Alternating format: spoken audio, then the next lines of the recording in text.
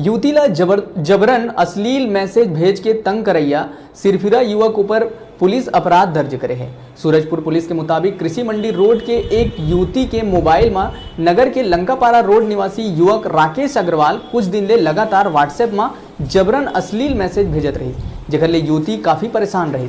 युवती के द्वारा कई घों समझाए और मना करे के बाद भी राकेश लगातार मैसेज भेजत रही, जेकर ले तंग आके युवती है सूरजपुर कोतवाली थाना में शिकायत कर दी। युवती के शिकायत में सूरजपुर पुलिस राकेश अग्रवाल ऊपर आईटी एक्ट के तहत अपराध पंजीबद्ध कर लिए हैं। ये लोकल सूरजपुर की एक लड़की है जिसको यहाँ पे सूरजपुर के ही किसी आदमी के द्वारा व्हाट्सएप के जरिए अश्लील पिक्चर वगैरह भेजा जा रहा था, जिसमें लड़की के द्वारा शिकायत किया गया थाने में। फिर वरिष्ठ अधिकारियों से सलाह मशवरा के बाद उनके विरुद्ध अपराध कायम किया गया है और अभी विवेचना जारी है। जल्दी ही मुलजिम की गिरफ्तारी की जाएगी। सर क्या क्या धारा लगा करके और उसको कार्रवाई की?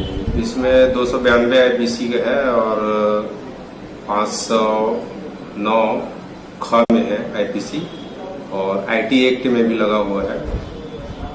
उसमें है आपका